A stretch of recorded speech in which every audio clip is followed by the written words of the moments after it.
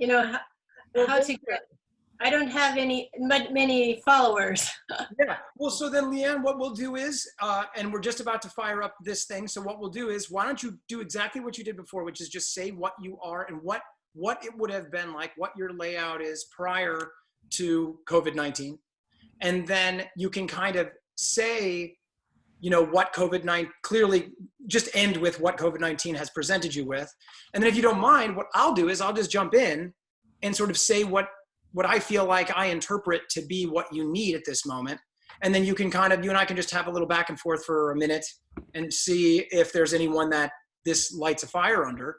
Does that feel like an okay way to handle that? So you can just kind of talk, please go back over everything you already said for all the people that are just going to show up, and talk about what your mission is and what you're doing, and which all sounds really wonderful. And then I'll try to translate whatever it is that I just understood.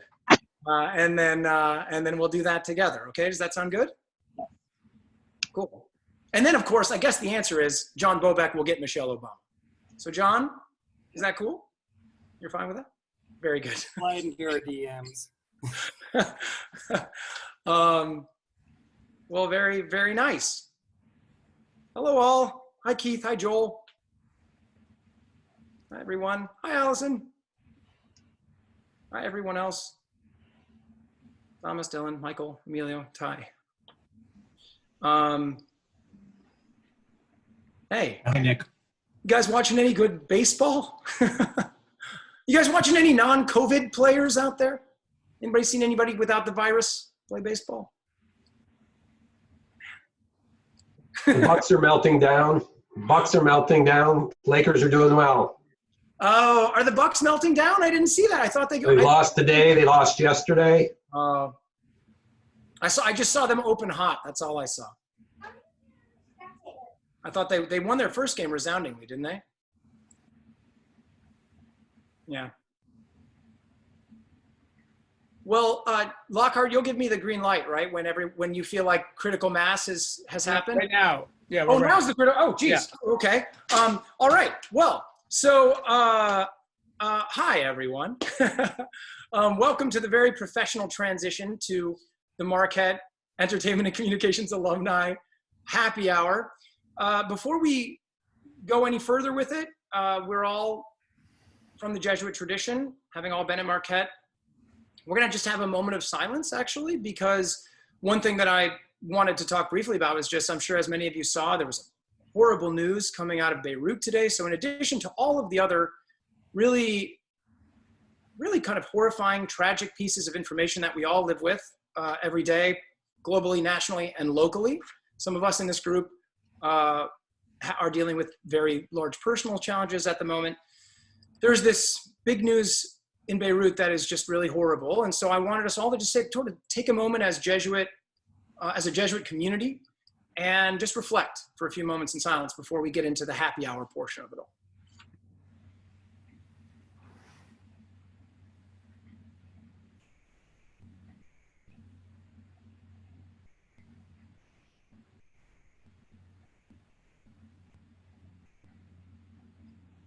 All right, thank you. I have a beer over here. It's on, I would like to say ice, but really it's on cold pack. And I will drink that at the Q&A portion, but I don't trust myself prior to that to stay on point, even when I'm sober. So let's not make it even more challenging. I wanted to let you all know I'm Nicholas D'Augusto. Any of you, I think most of you were here last month. I was one of the featured panelists last month. I'm the host of this month. I'll be the host of the next couple of months because John Lockhart is tired. And even when he's on the MECA call, he's still riding horses. That is how disenchanted with this process he is. So I am going to be that host for a little while.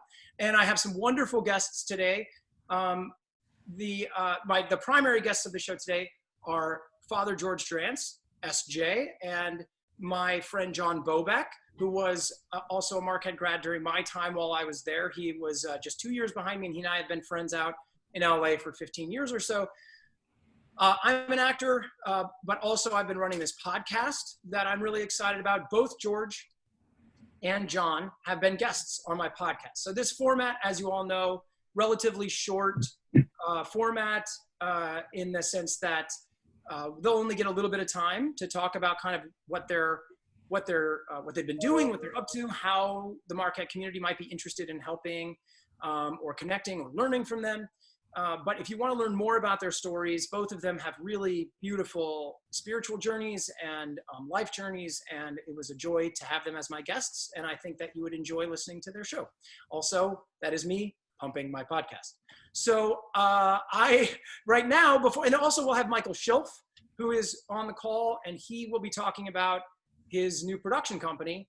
Michael is also Marquette grad, obviously, and he has a master's degree in film and screenwriting from USC. So that's another wonderful asset and resource in the Marquette community.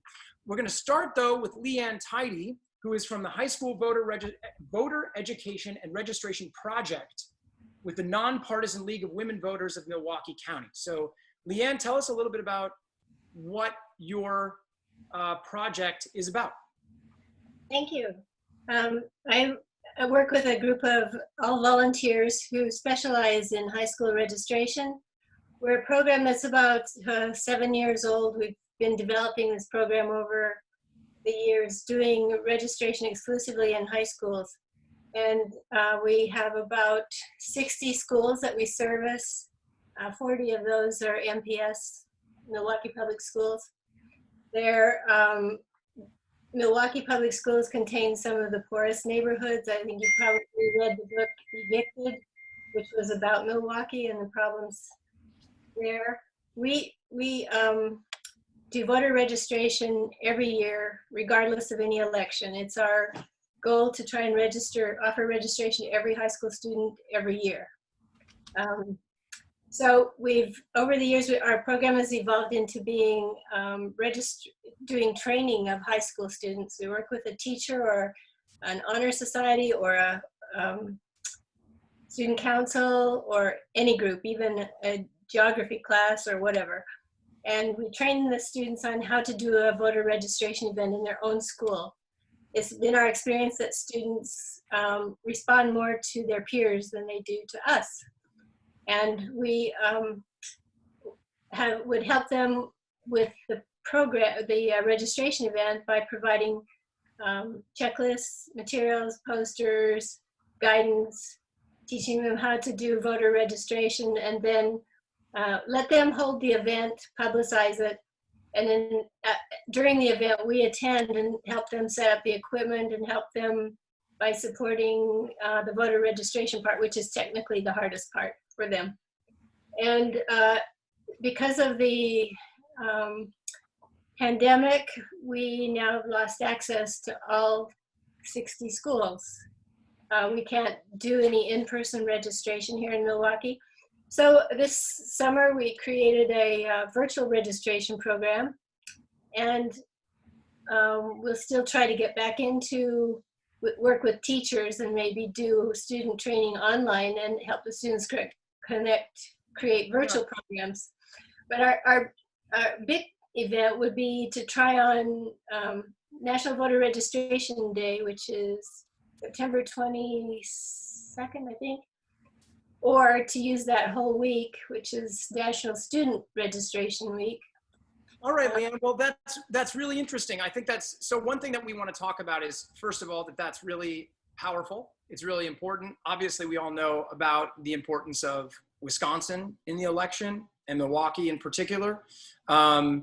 We understand how challenging, I don't understand how challenging this election is going to be for voter registration and for voter representation. But it's important that whoever cares about it is working on it and putting whatever they can towards it. I think what I want to take over right now and say briefly is, if anyone is interested in this, especially anyone that, so it looks like there's a few things we can do. One is we can promote on social media your social media pages, right? Twitter, Instagram, Facebook. So John Lockhart, will you be able to put this into some sort of email format, or will we be able to have access to these links? What's the best way Sure, to? Leanne, if Leanne can just add that in the chat, that would be good. Okay, so we can put it in the chat. And then I think the thing for us to take from Leanne's conversation is, and I will do this, is repost something from them, send something out. And then if more importantly would be anyone that feels like they have the bandwidth at this time, as some people might, because we have an excess amount of time where we're just kind of chilling at home, to where they might be able to come up with an idea on how to access these students where they are, which is on their phones. And it's going to be hard to kind of localize everything on one large event level. It's very hard to get people to do that. It's very hard to get young people to do that, but it's not hard, from what I understand, in the conscientious young generation that is out there, and how easy they can use social media for them to access a page on how to do it, as long as you just get the information to them. So I think it's about repetition and kind of social media canvassing in a sense. And I think ultimately, Leanne, if it's okay with leaving it there, do you feel good about just putting your links up in the chat, and then everybody can just do their best to kind of retweet, send it around to other people in Milwaukee that you know might be interested in passing that stuff around? And essentially, we're just trying to create awareness, right? Yes. Okay. Well, thank you very much. All right. George Drance, Father George Drance, what'd you have for breakfast this morning? Well, I forgot that you were going to be asking this, and so I'm busted. I had eggs, and it's a very George Webb's breakfast. So eggs and some leftover steak from last night. So it was kind of like what you would be ordering at a nice big Milwaukee diner. I love it. I love it. So what'd you have for dinner? Because it's already 8 o'clock out there. Did you have eggs and steak again? No, tortellini. Oh, wow. There you go. Gosh, can you have us all over at the next Mecca? Can we? Yeah. Definitely. Bolton will give us the beers and you'll give us the breakfast. That sounds delicious. That sounds delicious. All right, John Bobak, what'd you have for breakfast? Well, like the true exennial that I am, I had some avocado toast that I made myself this morning. With between 2 slices of steak. Yes, of course. Right, very good. Or salmon. Father Drance, do you want to tell us briefly? I know there's a lot to your story. Again, I just want to say, like, it's not my nature to have an 8-minute conversation with someone who I think is incredibly interesting. So I had an hour-long conversation with George on my podcast. But please tell us briefly what you're doing with Magis and how that kind of fits in to how you're navigating COVID, and ways that maybe people in Marquette can just be aware of what's happening, and in ways that maybe we can even help. Great. Yeah, well, Magis Theater Company is a professional equity theater company here in New York City. We have a threefold mission: training, teaching, and acting. So predominantly we're about actor training. We're a place where actors can find a home, actors who are interested in ongoing training and theatrical kind of research and experimentation with different techniques. So we have expert trainers, we train each other, and we meet as a company every week, whether we're in production or not. It develops a kind of a network, but also a real practice for us, and practice is something that all of the artists involved in Magis find very important. Teaching, all of us are teachers in one form or another. We have different outreach programs. Some of them go as far as the Oglala Lakota Nation in South Dakota. Some of them go closer to home here in Queensboro Correctional Facility or Otis Federal Corrections Institute. So we have outreach programs with incarcerated individuals, and that's part of our teaching practice as well. Our performance, we try to do one show a year, and we like to take a very long time in preparation. So we are kind of bamboozled by the idea that you rehearse a show for 3 weeks and then put it up. We like to consider a text for a very long time. So we'll read a text 1.5 years before we're going to read it, before we're going to do it.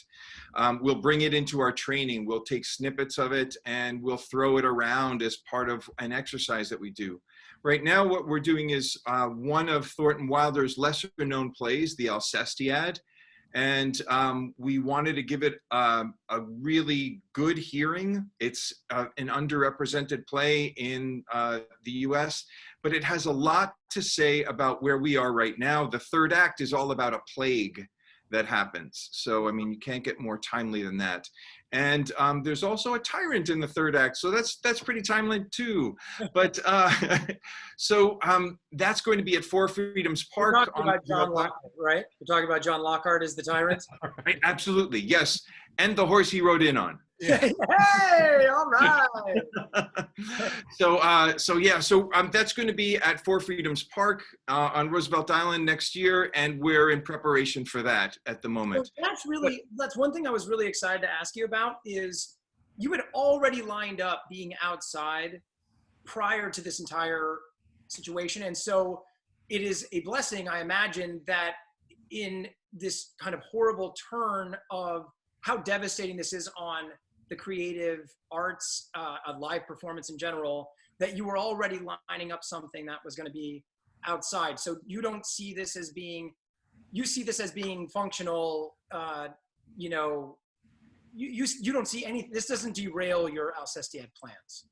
Well, it has been derailed for 1 year, but we're already on the calendar for next year. Okay. So, so we had planned to go June 2020. We're now going June 2021, and it's giving us a little bit more time to live in the text. We took the time to build an interactive website, which you can access either through our own website at magistheater.org or at alcestiad.com. It'll tell you a little bit more about it, about Thornton Wilder, about the play, about the company. How long will it run, George?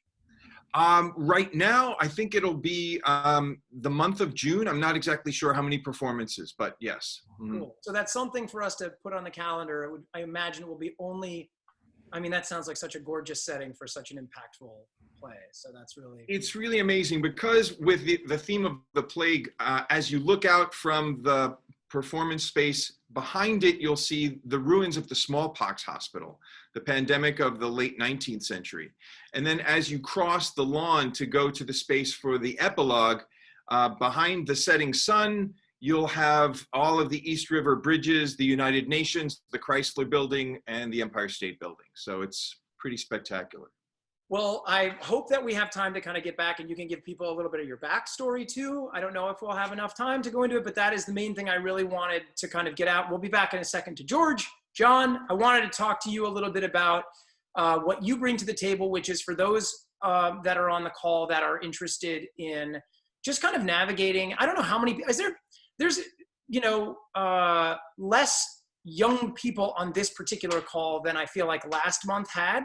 So I don't know how many people here are going to be really particularly interested in understanding how to build a network in Los Angeles, how you got started, how you found different revenue streams to create your art, how you funneled in how you were able to synthesize your singer-songwriting alongside your acting. But that's also something I want to fold back in with George afterwards, which was one of the most important things I think to take away is how meaningful it is not only to your art, but to your to the business of your art to be multifaceted. And I wanted you to just talk a little bit about what it was like for you coming out here, one of the ways that you began to realize this is the way I need to approach the business. Sure. Yeah. So, well, first off, I've got my my happy hour beer here, which is a California beer in a Milwaukee glass, which is pretty good metaphor for me. No, man, I think it's one of the hardest things and one of the most important things to find a group of people that will help you create your art. Not, you know, maybe not help you film it or whatever, but just help facilitate who you are as an artist.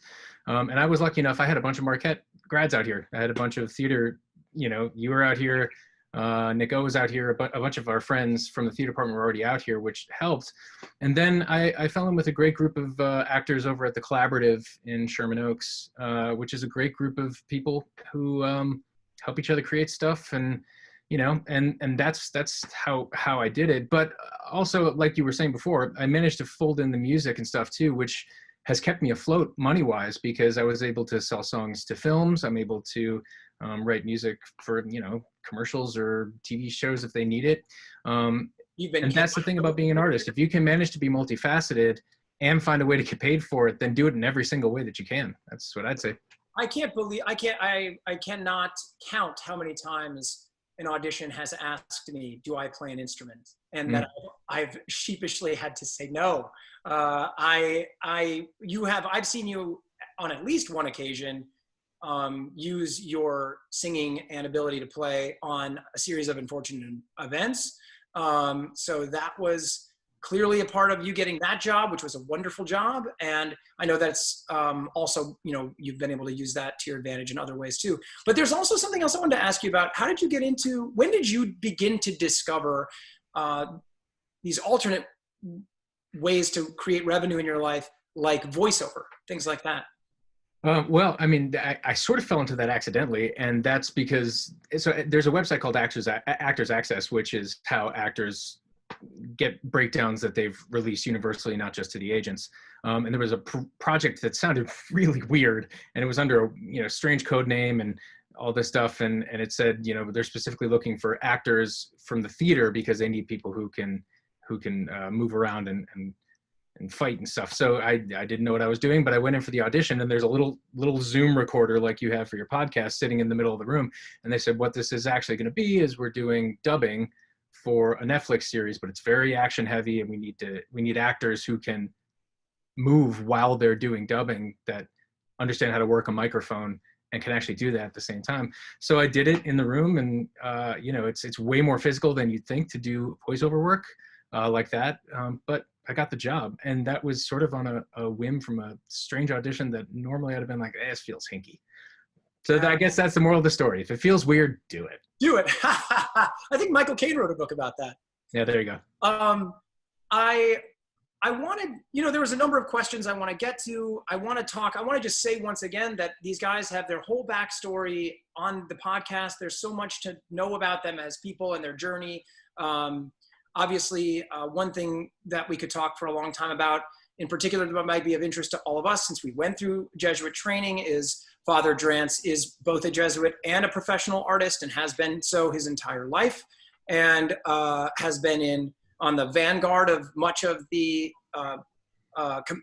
vanguard of the theater scene in New York, but has also maintained a devout life as a priest. And all that stuff is really interesting. I don't have the time to share all of that right now with George, but I thought maybe with, say, each of us getting, each of you getting another few minutes, I'm going to give you an option to choose which question you'd like to answer. So one question was, what do you wish you could tell your young self that was just starting out again? So that could be one. But another thing that might be interesting to talk about, since, like I said, there are less young people on this call than I remember being on last month's, but I thought might be, what does it mean to you at this stage of your life how are you living, how have your views about art and the business changed? So George, sorry, I should have cued. George, please go first. Sure. Well, I would have to say that it takes a very, very long trajectory to change the measures of success that you have for yourself when you're a young person. And then when you have a career and when you go into it, there are all kinds of ways that the business can kind of grab hold of your affective life and rob you of the joy of the work that you're doing, because you're always living under the judgment of the work that you're not doing. And that's just nonsense. That just really takes you out of the moment. It deprives you of appreciating the things that you're doing. And you wake up one morning and you say, oh my God, I've been all over the world. I've performed in over 25 countries. I've worked with Ellen Stewart, with Anne Bogart, with Andre Serban, with, at the American Repertory Theater and La Mama and the Metropolitan Opera. And, and there's a shadow that says, but you haven't done blank. And so I guess what I'm trying to get into is to pay less and less attention to that voice of judgment, and to really, really live in that voice of appreciation. That's beautiful. Thank you, George. John, which question would you like to answer? Actually, it's kind of both, you know, because I think that the thing that I have learned the most and that I would want to send back is to embrace the things that I can control and to let go of things that I can't. There's a lot in the business that you cannot control no matter how much you want to control it. And that's one thing that's changed about my view of the business as well, is that, you know, there's a reason why all those as seen on TV products get sold in Bed Bath & Beyond. Somebody's buying. They're all weird, and maybe you don't want that, and that doesn't make any sense to you, but somebody's buying it. So the way to embrace the business is to make yourself an indispensable product and get used to the fact that you are one, and be able to create art within those boundaries and enjoy it as much as you can. Take every single aspect that you can control and control it, and let go of the rest, because it's impossible to change that. Those are universal pieces of advice, and I appreciate that.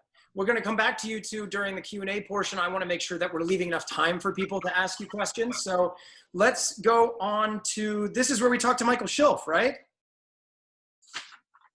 Right, John? This is where we talk to Michael Schilf, yes? Yes, Michael, are you Very there? good. Michael Schilf. So Michael Schilf has a production company called Lunar Door. John, do you have the trailers for, do we have like the video stuff linked up for Lunar Door and for other stuff? I do. John gave me, I can share the screen. I'm a co-host. So I'll Okay, talk great. about it real quick and then I'll do it. So it's not a big deal. Great. And do we have the video lined up for George and John that we had previously too? Do you have access to that, Michael? No, I don't. No, sorry. Well, then I'm going to recreate in person each of the scenes that I had hoped to show from George and John. All right, we'll get to that after Michael Schilf. So Michael, talk about Lunar Door. Yeah, so a bunch of you guys know me. I think most of you do. A few new faces. But I just wanted to use a few minutes of the MECA call to kind of get the word out and let you guys know that in June, I launched an independent production company called Lunar Door with my creative partner. And so we're currently seeking equity investment for our current slate of projects for film, television, and graphic novels.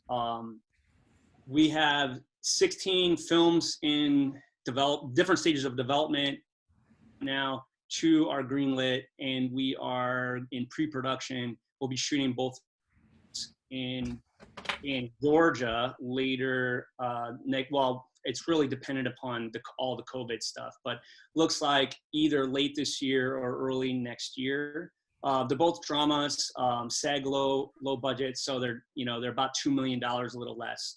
But we have some other projects that are much bigger.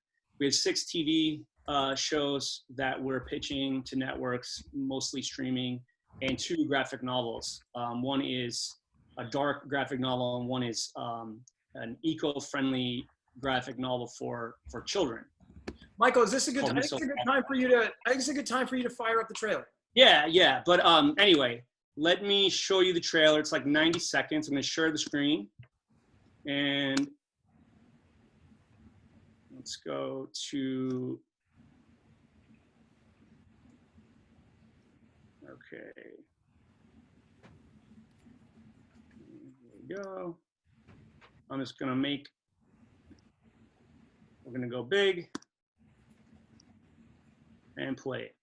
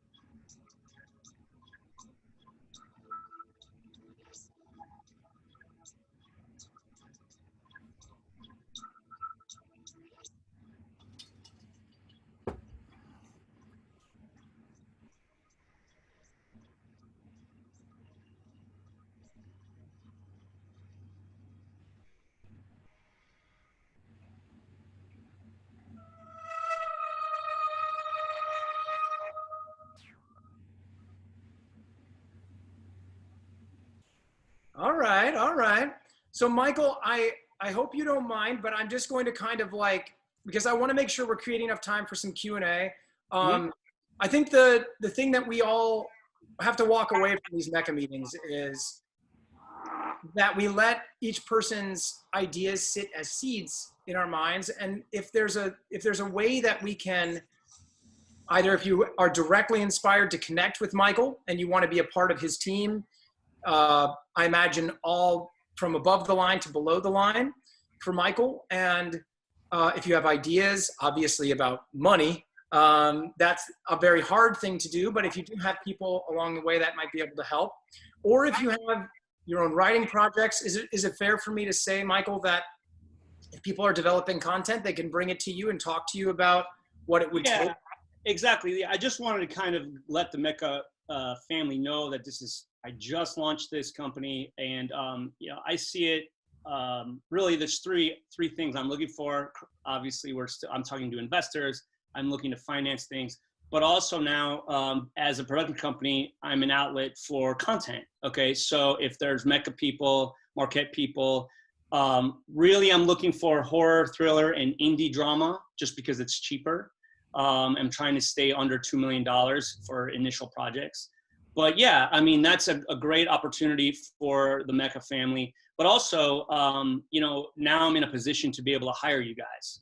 So really, and I've been talking to some big players, like we just pitched to Arthur Blank last week, who is the co-founder of Home Depot and owner of the Atlanta Falcons. So things are moving forward, but I just want to get the word out. Well, that's very cool, man. And I also just want to say, back to a moment of reality, Michael has shaved his head in solidarity with his son, who is battling cancer right now. So prayers out to Michael's family and strength to all of you. That is very cool. About how many people are using swords at poker tables. I didn't realize that was something that people were into. But I always bring a sword to a knife fight. That's the kind of guy I am.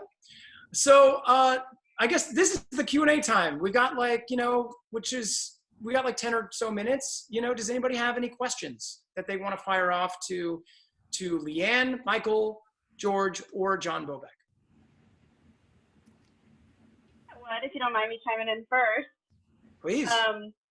For George Durant, you said your company is an equity company. Are you yourself a member of equity, or just members of your company are equity? I am a member of equity, and the company, they're equity actors. We have some non-equity actors, and we welcome that as well. But our productions always follow equity contracts. Woohoo! I'm also a member of equity, so you do solidarity. Right. There you go. Wonderful. George, did you start? I'm sorry, I don't want to jump on anybody else. Please raise a hand, because a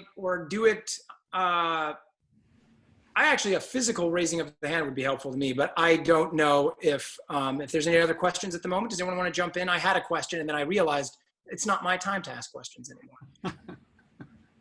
Ty? Please go ahead. Sorry, nailed it.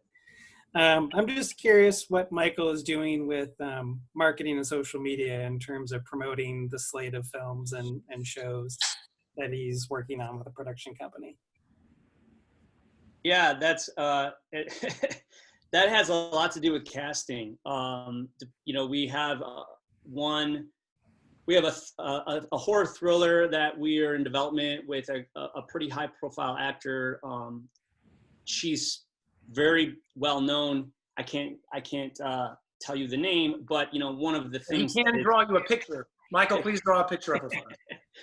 Well, in today's age, I mean, things like social media is a big deal. Okay, so just to give you an idea, she has 25 million Instagram followers, and so that alone is something we build into the contract. Okay, so that in the contract, she would be promoting our project through her social reach.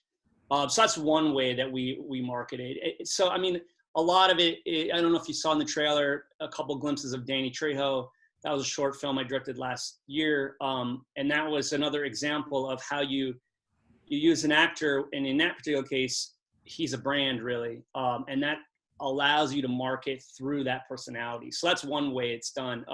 In the independent film world, you're right. There's not a huge marketing budget, you know, so I have to be a little more creative as to how I'm going to market those films. But at the same time, keeping the films under 2 million for SAG low budget is huge. And if I'm staying within sort of Blumhouse strategy, okay, if I'm staying within horror and thriller and indie drama, my production costs aren't that high. The horror audience, for example, is incredibly loyal. They watch everything.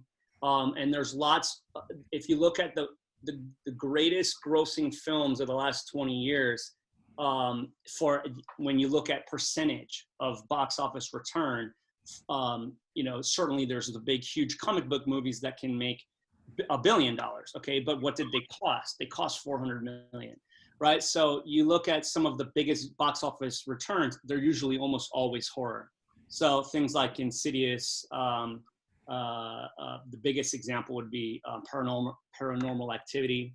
But we want to focus on 2 areas, horror and thriller, because that makes business sense, but also social conscious independent dramas to explore things that are within, that I think are important within the current landscape.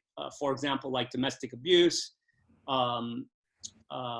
alcoholism, PTSD, mental illness, and so forth. So those we don't expect to make as much money on. Maybe we lose money, but we can afford to make those kinds of projects because of the financial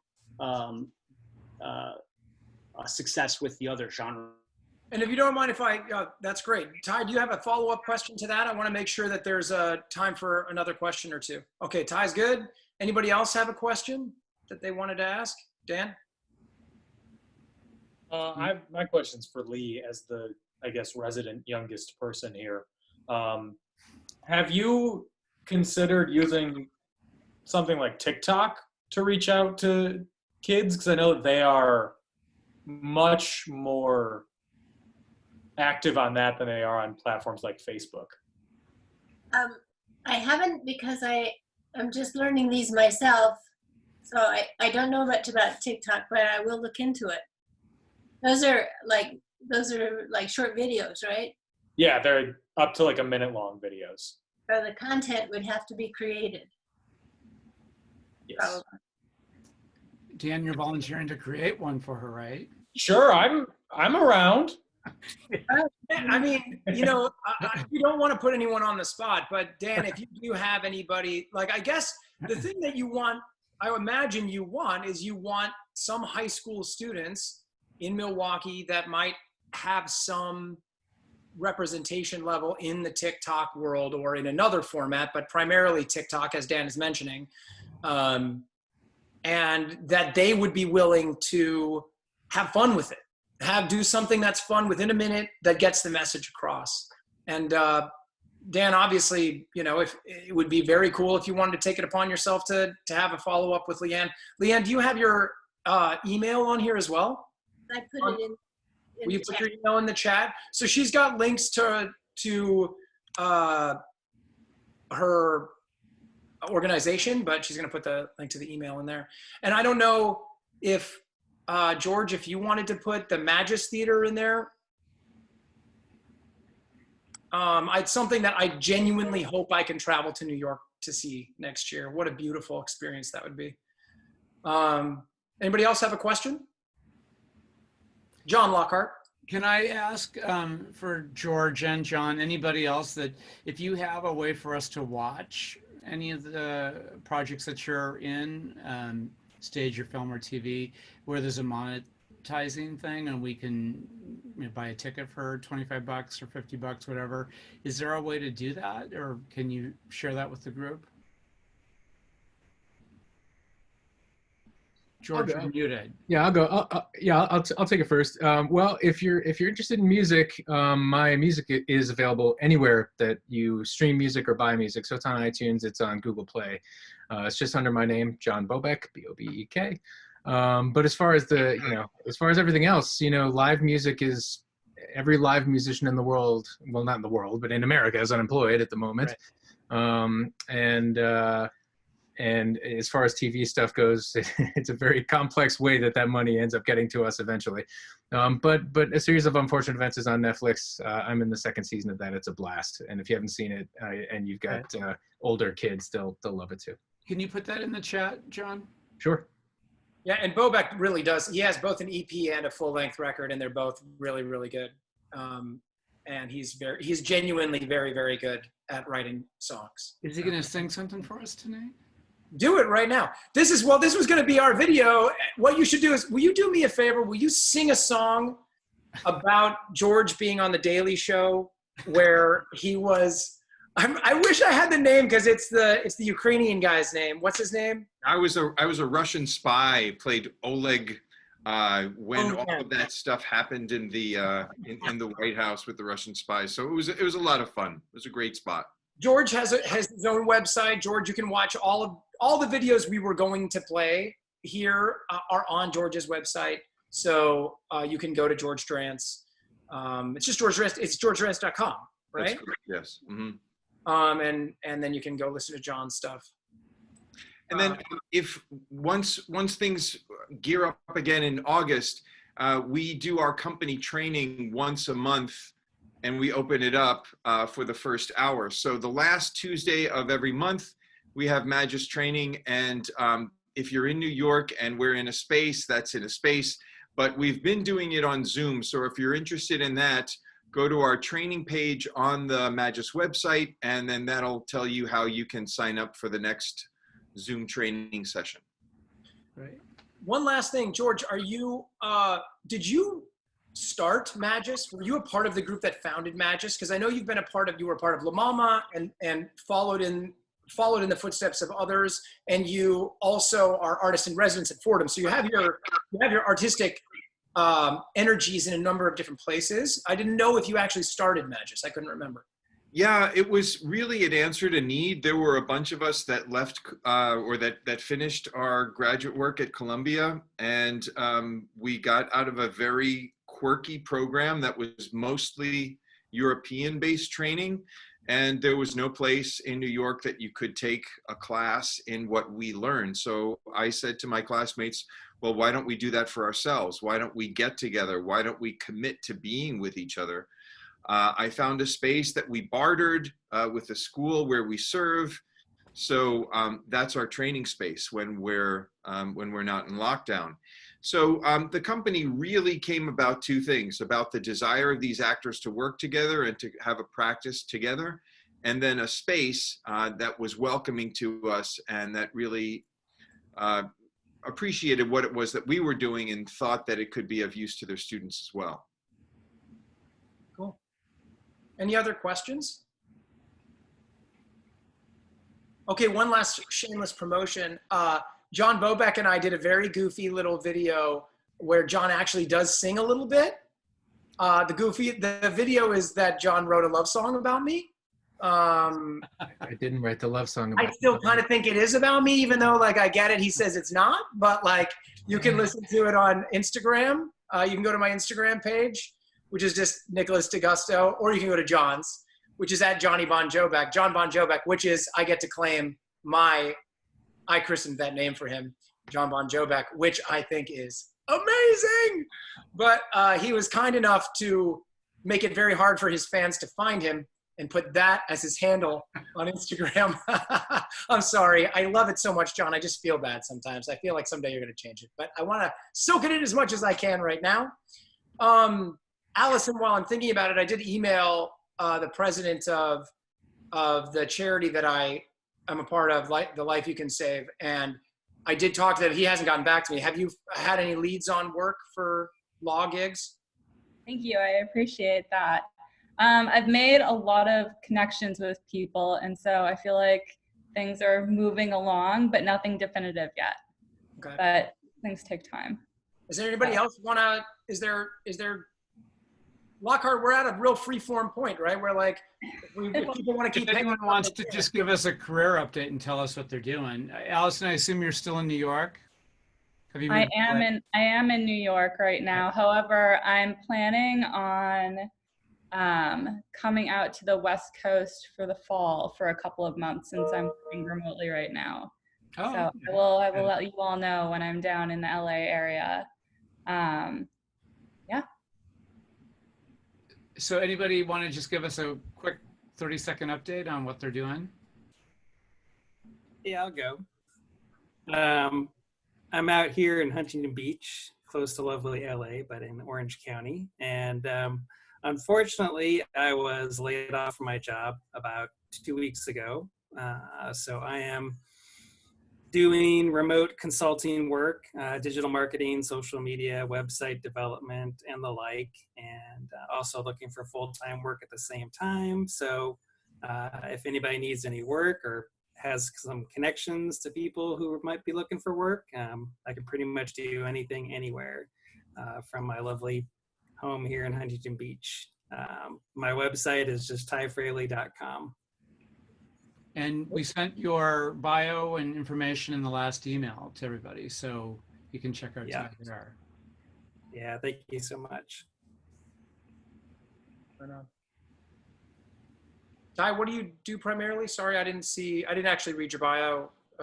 What are you working in primarily? What do I do primarily? Digital marketing. Cool. I was the marketing manager for a manufacturing company. I was basically the entire marketing department. So I was doing blog posts, media relations, social media, print advertising, digital advertising, you name it, I did it as a one-person band. Yeah, cool. Yeah. Yes. So I work primarily in theater and live entertainment. So like musicians, we're all like completely shut down until hopefully 2021, and we'll see from there. But I also am a graphic designer, so I've been trying to pick up some graphic design work, which hasn't been wildly successful yet. But I just joined, a friend of mine created a company called Projects with Jason. And Jason Jaunter, the guy who founded it, is a Broadway stage manager and general manager, and he's just moved out to the West Coast. And so we're marketing ourselves towards high school theater education and trying to become a conduit for theater educators to assist in the classroom for digital activities and basically be a production company that will produce virtual cabarets and perhaps audition pieces, or maybe facilitate students writing, creating, and digitally performing their own shows on StreamYard or like YouTube Live or other things like that. And working to develop workshops and working with other playwrights to develop content specifically for students. Because part of the issues that educators are facing right now is it's really hard for them to make money off of shows, but they still have to pay royalties for shows that they would have been doing otherwise. So if we can partner with playwrights to donate the royalties to 100 schools across the country, those schools can produce those shows digitally, for the entire school year. So it's fun. It's super in development. We're kind of a little all over the place at the moment, but our first sort of informational webinar about what we'll offer to them is in 2 weeks. So we're a little bit at crunch time, but yeah. Interested to hear what you figure out in 2 weeks, and you can tell us next month. Great. Me too. Well, thanks everyone. Yeah. Oh, what were we gonna say, Bobek? Were you gonna say something? I was gonna say I saw Keith's hand go up. Oh, Keith. I think I raised my hand. I just wanted to say hi. I'm the oldest person on this call. I enjoy listening to everybody else. It's always nice to see Father George in living color. And of course, Johnny, I haven't seen you for quite a while. So, anyway, I hope everyone is doing well and staying healthy. I walk 2.5, 3 miles every day 5 days a week. So I'm doing pretty well for 83 years old. Okay. Congrats. Well, this was fun. So Nicholas, tell us about next month's show. And I can also tell you that Notre Dame and Marquette will sponsor October, whatever that is, the first Tuesday, the 6th of October. The Notre Dame Club of LA wants to do a joint MECA event like we did live every year, but we're going to do it on Zoom. So fun. Tell us about September, though. Well, right now I have set up a guy named Ken Haynes, who sits on the board of the WGA, and he is a guy that I did a pilot with back in the day. He's done, John Bobek has actually worked for him on Rizzoli and Isles. Ken was the creative, he was the showrunner of Rizzoli and Isles for a season or two, and it might have been the season where you were on, I can't remember. But Ken is a friend of mine, and he's got, like I said, he's a guy that wrote a pilot I was in once. And then he's also somebody that's been on my podcast. And again, part of the fun of doing this is bringing on people because I wish I could talk to them for so much longer, but I already have. That's the thing. So you can go listen to him. He has everyone's stories. George, John, I'll embarrass them by telling them how much I love their stories, how compelling they were, how beautiful. And Ken's is also deeply compelling and beautiful. He speaks about the loss of the love of his life, all those kinds of things that are really beautiful and human and engaging and so much more than entertainment. But anyway, he'll be on next week talking about kind of whatever you want to talk to him about mainly. But, he's got a particularly good angle on what's going on with the WGA. And I'm interested to know how this world is being affected and how WGA is seeing it. And he'll be listening to me make, some funny jokes and other very solid attempts next month. So it was nice seeing you all. And I did open that beer eventually. So here it is. Thanks. Thanks, John. Thank you, John Lockhart. Thank you, George. Thank you, John. Thank you, Michael. Thank you, Leanne. And all the best, everybody. Good night. Night. Bye.